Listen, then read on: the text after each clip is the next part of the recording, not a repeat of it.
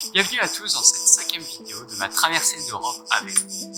Dans cette vidéo, je vais vous emmener voir la partie vénitienne, c'est-à-dire la partie des villes qui ont été fabriquées lors de la République de Venise au Moyen-Âge. Donc je vais partir de Vicenza, la ville où on a terminé la dernière vidéo, pour arriver jusque Pula.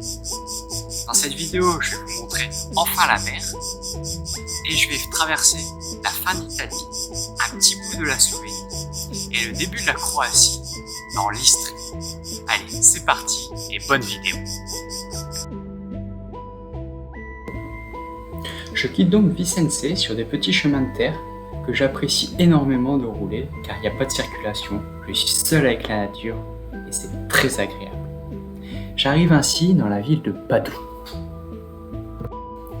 Dans cette ville où j'ai fait malheureusement une pause que quelques heures pendant le midi, m'a énormément plu. Je suis arrivé au milieu de marchés avec des locaux, une ambiance italienne, des petites ruelles, des bars. J'ai vraiment adoré. Cette ville a plusieurs atouts touristiques comme sa place des Seigneurs, une des plus grandes places d'Europe, qui est en forme ovale avec ses statues. Cette ville possède également une basilique palladienne, faite par l'architecte Palladio, comme dans la ville de Vicenza, que vous avez pu voir dans la vidéo précédente. Je reprends ma route en fin d'après-midi, en direction de Venise, en suivant des canaux. Venise est, je pense, pas nécessaire de vous présenter, car elle est célèbre avec ses canaux, ses petites ruelles, et c'est vraiment super chouette de s'y promener, de s'y perdre, juste de déambuler et d'apprécier l'atmosphère.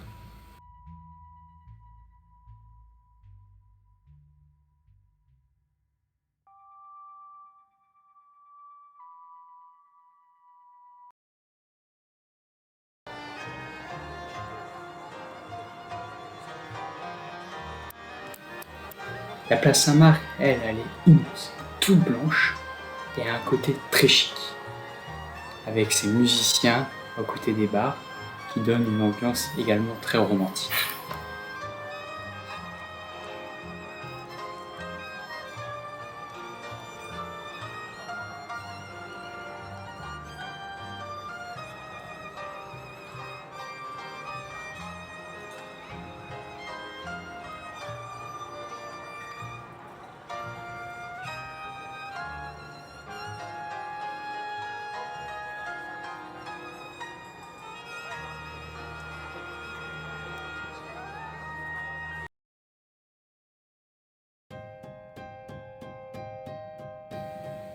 Après avoir apprécié de visiter Venise, j'ai repris la route sur une grosse partie pas forcément très sympa et parcourir près de 125 km pour atteindre Aquileia.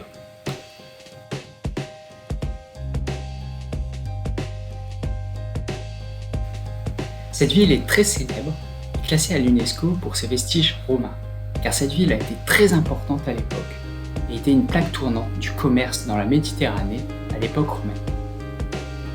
Cette ville est également très célèbre avec sa basilique et ses mosaïques qui sont les plus grandes mosaïques chrétiennes.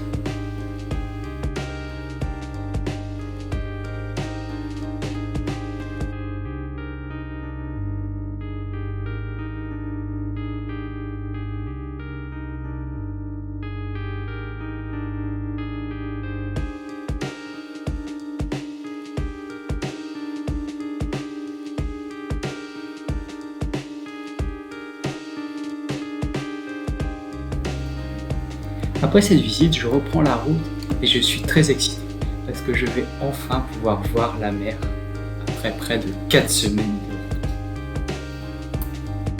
Je traverse ainsi rapidement la presqu'île de Grado qui est très touristique pour arriver enfin avec une vue sur l'Adriatique.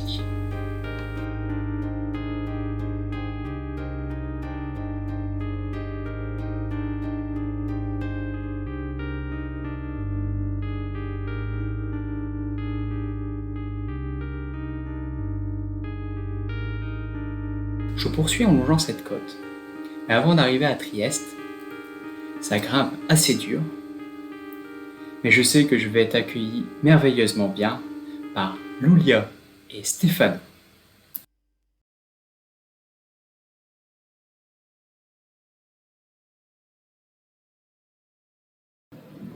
La ville de Trieste est assez intéressante car elle rassemble divers bâtiments ou ruines de plusieurs époques, comme des ruines romaines, des bâtiments austro-hongrois ou encore des bâtiments vénitiens. On peut admirer cette magnifique place sur la mer, qui est célèbre car c'est de là où Mussolini, en 1938, a déclaré l'état fascisme en Italie.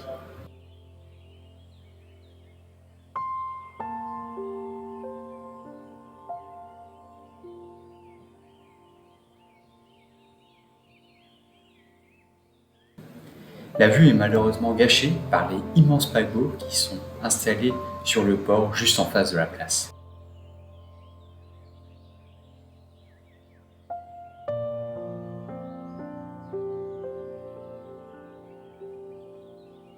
Je quitte donc l'Italie après la ville de Trieste, après 2 semaines passées en Italie, et c'est un peu le cœur lourd que je quitte ce pays, car les gens étaient si chaleureux, toujours à m'arrêter, à me dire bonjour, et à dire Buona fortuna, qu'ils allaient prier pour moi, et ça faisait vraiment très plaisir.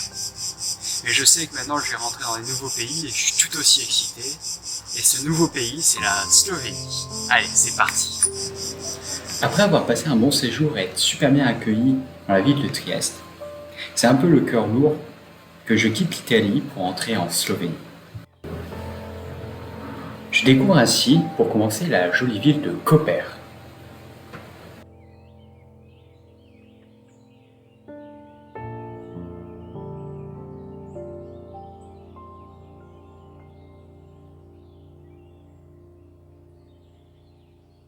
Et je poursuis ma route le long de la mer sur un revêtement parfait. On a l'impression que la Slovénie a tout pensé pour les cyclistes, avec pour la sécurité.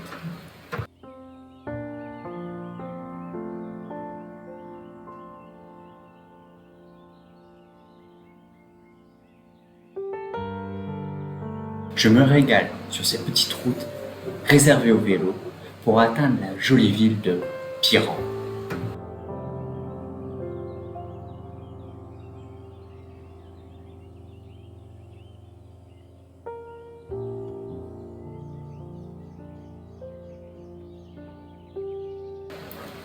Cette petite ville, posée sur son rocher, au bord de la mer, est vraiment très mignonne.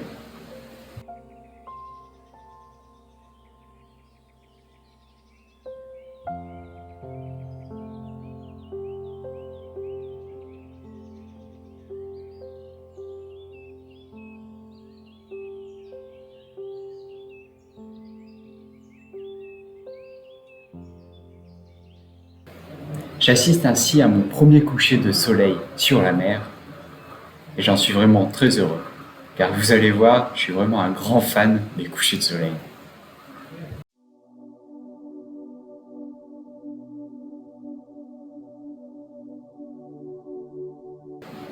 Et le soir, quand la nuit tombe, la ville s'illumine et elle est peut-être encore plus belle.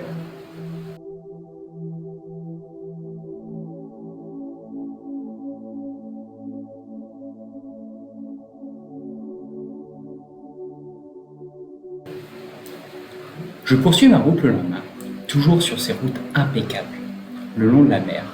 Le paysage est donc magnifique. J'apprécie de rouler, mais malheureusement, la Slovénie est bientôt finie car je rentre déjà en Croatie.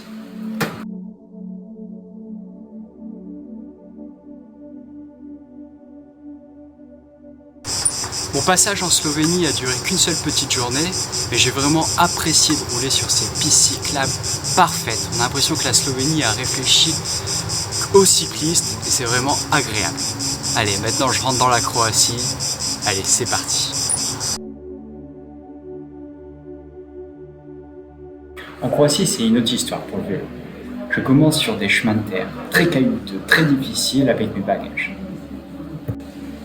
Mais j'avance assez vite et très bien, et en longeant la mer, je suis toujours heureux.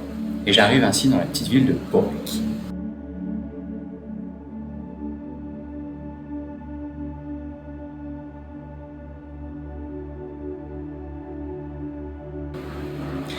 Porec est une ville vénitienne, un peu comme Piran, posée sur son rocher au bord de la mer, et qui est classée à l'UNESCO grâce à sa basilique et ses mosaïques.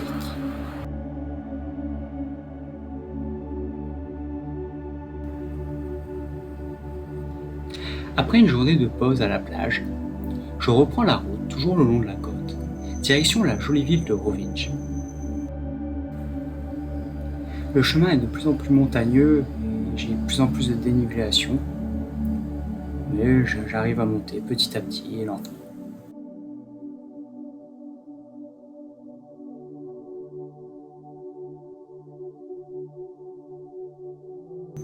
Rovinj est également une ville vénitienne, posée sur son rocher, tout comme Piran ou Porec, avec ses maisons qui tombent dans l'eau.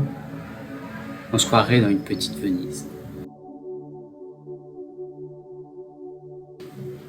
J'adore toujours ces villes avec ces petites ruelles qui sont très mignonnes, mais il y a énormément de touristes et beaucoup d'Allemands.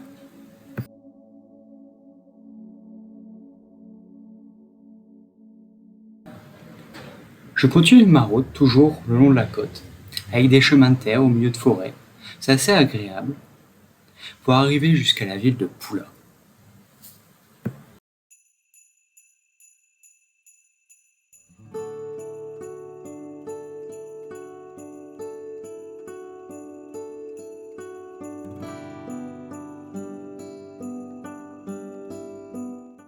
La dernière ville que je vais vous présenter est la ville de Pula. Elle se trouve tout au sud de l'Istrie, en Croatie. Et cette ville, elle m'a particulièrement plu car j'ai eu la chance de rencontrer un local avec qui j'ai pu discuter sur la Croatie, sur les différences entre les pays occidentaux, les pays plus pauvres, leurs habitudes, et c'est toujours intéressant d'avoir leurs avis. Cette ville m'a également intéressé car il y a un décalage entre le port maritime, le chantier naval et les restes antiques comme la superbe arène, et c'est vraiment original de voir ces deux éléments l'un à côté de l'autre.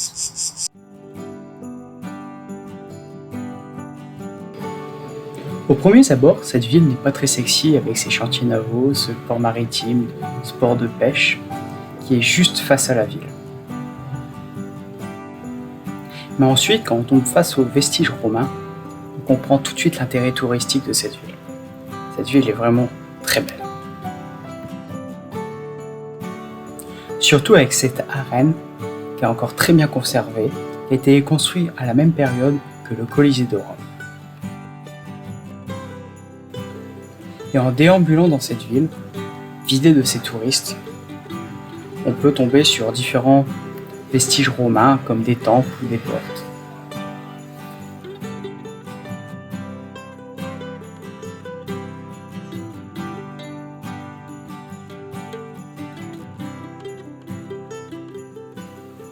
On m'avait également conseillé d'aller voir le centre social et culturel de la ville. C'est un ensemble de grands bâtiments qui semblent totalement désaffectés, remplis de tags en intérieur et en extérieur. On a du mal à croire que ces bâtiments sont encore utilisés par la ville pour diverses activités artistiques. On a vraiment l'impression d'être arrivé dans un autre temps.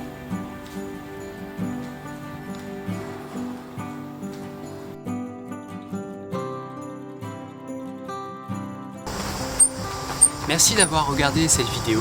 Si elle vous a plu, vous pouvez mettre un petit pouce bleu, ça motive pour continuer à faire des vidéos. Et je vous dis à la prochaine dans une vidéo qui va vous emmener dans la montagne croate pour voir les lacs de Plitvice. Ça vaut vraiment le coup. Allez, à la prochaine et à bientôt. Voyagez bien.